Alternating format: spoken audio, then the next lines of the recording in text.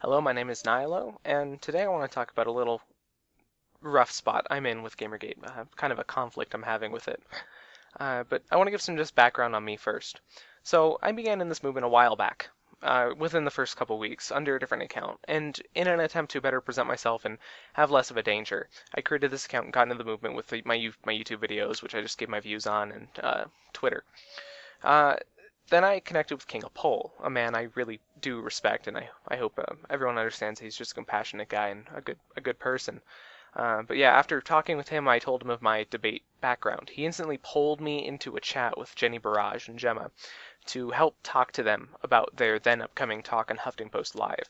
After chatting with those in the call, I really got a feel for those names within Gamergate. Both Jenny and Gemma are fantastic and passionate people that I knew would do well on the panel, and they did. My thoughts at this point were pretty simple. We're disproving Brianna Wu. We were sending in two incredibly kind people to prove that Gamergate's not what Wu said it was. And then I went on to make a video called Wu's Folly, and I stated how I felt that the ad hominem attacks and garbage level rhetoric would open up our case in the media, and I think it's been largely proven correct. Fairer representation has been given, and we've been blessed with a bigger place in the media war, beginning, I think, with Ricky Cam, who I think should be applauded for his truth-seeking. And it's been roughly 3 months now since we began, but I'm growing a little uncomfortable with our side's evolution. We're at a standoff where I believe we only really need to keep a large presence. We just need to keep staying where we are and keep on providing a voice. To keep Wu's folly in our favor, we just keep letting them slander us, and then we have our rational voices go in and passionately explain our core values, without the shit-flinging the opposition has used. But there have been fewer gains of late, outside of these media appearances. This leads to growing impatience and a loss of interest. But what happens when people begin to get bored or impatient? They get anxious for new controversies. This, I think, is especially true among the newer voices who joined during the first, or the rather month 2, where new gains and discoveries were all daily occurrences. Now we're at an expected plateau where gains are not as visible, but they're definitely there. And I think this has led to some depressing revelations for me. A significant portion of us are becoming reactionary and, well, aggressive. Responses to our opposition are becoming more agitated through this impatience and our short tempers. The issue here, though, is that we are causing a positive feedback loop. They say something, we aggressively shoot them down and call them names, and we say we're not misogynists, which feeds into their passion to stomp us out.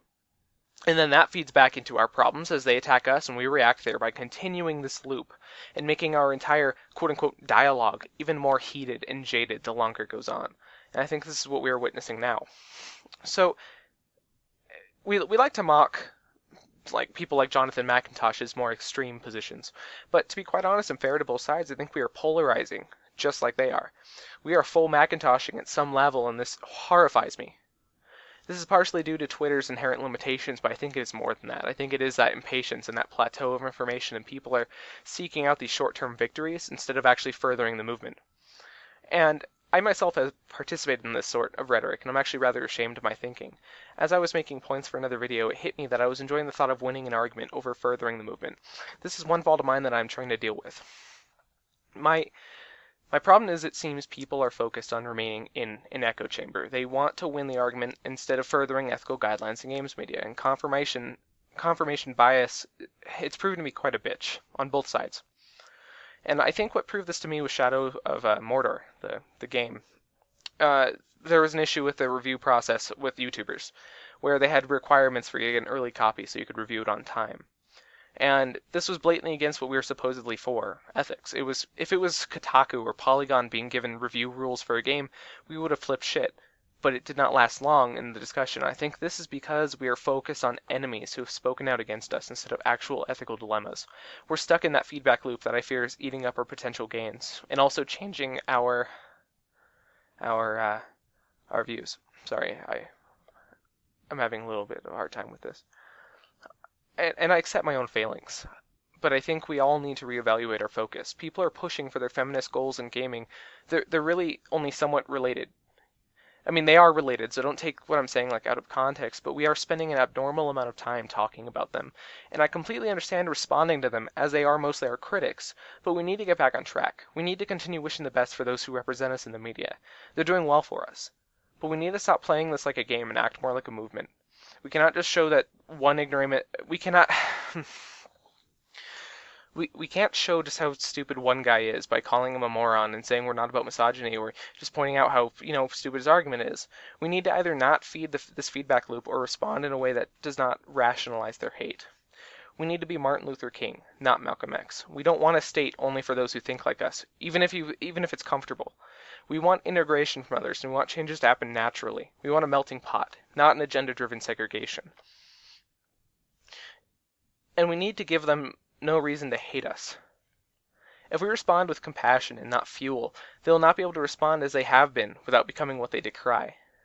If we continue to respond like they do, we become them. The spotlight's on us, and we don't want to be seen as we see them. And I mean, this may prove to be a longer fight, but I think the end would be far better than the alternative. We can change for the better, and it starts with us. Be rational, be reasonable, be fair, be compassionate, or you may actually be harming GamerGate. And finally, I wish to call upon the larger voices of GamerGate. Due to the way GamerGate operates, we need to shift the paradigm through trickle-down models. If we can change how the larger voices respond and speak, it'll slowly help change the movement as a whole. So I ask that you people with impact, please think of how you can make a change and how we act as a whole and implement it. It could be all the difference in the end. Thanks for listening. Please share this video, and I think it is of the utmost importance that we fix ourselves and make a change in this industry, and not just focus on these short-term e-penis victories. So, thank you.